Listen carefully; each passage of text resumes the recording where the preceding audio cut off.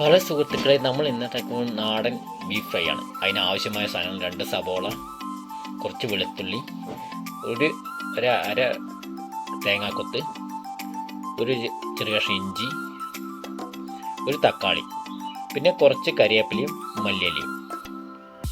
ഇത് കുട്ടികൾക്കും വലിയവർക്കും ഒരുപാട് ഇഷ്ടപ്പെടുന്ന ഒരു ഐറ്റമാണ് നമ്മൾ ഇന്ന് നാടൻ ബീഫ് ഫ്രൈ. അപ്പോൾ നമ്മൾ ബീഫ് കഴുകി വെച്ചിട്ടുണ്ട്. അതിലേക്ക് കുറച്ച് മഞ്ഞൾപ്പൊടിയും കുറച്ച് മുളക് പൊടിയും ഉപ്പും ഇട്ടിട്ട് കുക്കറിൽ ഒരു 8 വിസിലിങ്ങനെ അടിക്കണം. മൂത്ത പോത്തണെങ്കിൽ 8 വിസിൽ. അപ്പോൾ നമുക്ക് ചീഞ്ചട്ടി അടുപ്പിൽ വെച്ചിട്ടുണ്ട്. അതിനുശേഷം ഒരു 2 കറുകപ്പട്ട, ഒരു ഗ്രാമ്പു, കുറച്ച് ഏലക്കായ ഇട്ട് നന്നായി ഇളക്കുക. അത് മൂത്ത ശേഷം നമുക്കതിലേക്ക്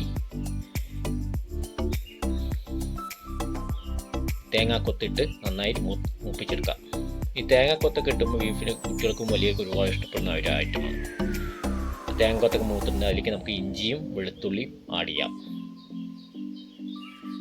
വെളുത്തുള്ളിയും ഇഞ്ചി ഇട്ട ശേഷം നമ്മൾ നന്നായി മൂത്ത ശേഷം നമുക്കതിലേക്ക് സബോള ആഡ് ചെയ്യണം.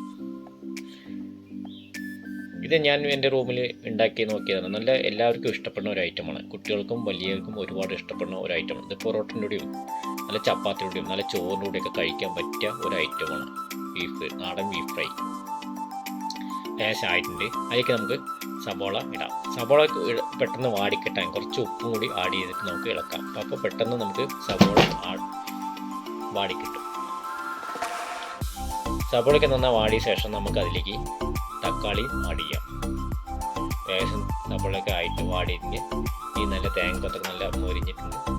ഇനി നമുക്കതിലേക്ക് തക്കാളി ആഡ് ചെയ്യാം. തക്കാളി ഒരുപാട് നേരം ഇളക്കേണ്ട ആവശ്യമൊന്നുമില്ല. ഒന്ന് ചെറുതായിട്ടൊന്ന് വാടിയാൽ മതി. അതിനുശേഷം നമുക്ക് മസാലക്കൂട്ട് റെഡിയാക്കാം. അപ്പോൾ നമുക്ക് ഇനി തക്കാളി ആഡ് ചെയ്തിട്ടുണ്ട്.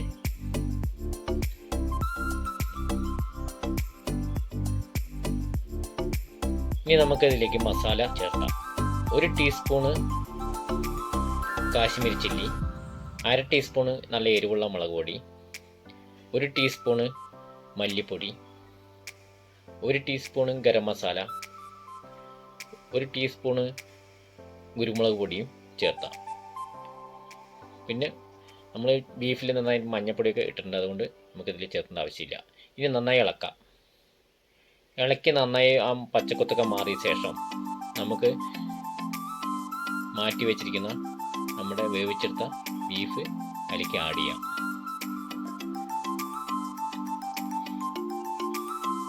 ഏകദേശം ആയിട്ടുണ്ട്. ഇനി നമുക്കതിലേക്ക് മാറ്റി വെച്ചിരിക്കുന്ന കുറച്ച് കുരുമുളക് പൊടി ചേർത്താം. അത് ഇട്ട ശേഷം നന്നായി ഒന്ന് ഇളക്കിയ ശേഷം നമുക്ക് ഒരു 6 വിസിൽ, ഞാൻ 6-7 വിസിൽ അടിച്ചിട്ടുണ്ട് ബീഫ് നന്നായി. അപ്പോൾ അതിലേക്ക് ആഡ് ചെയ്യാം. ആഡ് ചെയ്ത ശേഷം നന്നായി ഇളക്കി നന്നായിട്ട് വെള്ളം വറ്റി ഡ്രൈ ആകണം. അപ്പോൾ ഇടയ്ക്കിടയ്ക്ക് ഒന്ന് ഇളക്കി കൊടുക്കണം. പിന്നെ ആവശ്യത്തിന് ഉപ്പും ചേർക്കണം.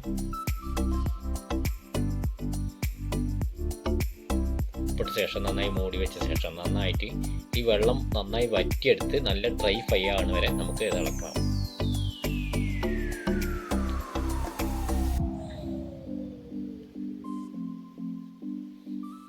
അപ്പം നമ്മുടെ ഏകദേശം ബീഫ് ഫ്രൈ ആയിട്ടുണ്ട്. അതിലേക്ക് നമുക്ക് കുറച്ച് ഒരു കായത്തിൻ്റെ ഒരു ചെറിയ ഇതിട്ട് കഴിഞ്ഞാൽ കുഴപ്പമില്ല, നല്ല ടേസ്റ്റ്. പിന്നെ കുറച്ച് മല്ലിയിലയും കരിവേപ്പിലയും ഇട്ട ശേഷം നന്നായി ഇളക്കി നമുക്ക് വേറെ ഒരു പാത്രത്തിലേക്ക് മാറ്റി വയ്ക്കാം. നമ്മുടെ നല്ല കുറച്ച് കുരുമുളക് പൊടിയും ചേർത്താം.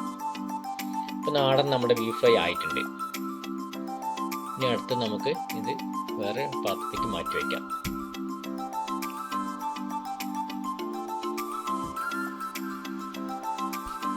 അങ്ങനെ നമ്മുടെ നാടൻ ബീഫ് ഫ്രൈ റെഡി ആയിട്ടുണ്ട്. അതിൻ്റെ തേങ്ങാക്കൊത്തും ആ ബീഫും പൊറോട്ടയും കൂടി കഴിക്കുമ്പോൾ ആ ഒരു ടേസ്റ്റ് പ്രത്യേക ടേസ്റ്റാണ്. അപ്പോൾ നമുക്ക് വേറെ പ്ലേറ്റിലേക്ക് മാറ്റിയിട്ടുണ്ട്.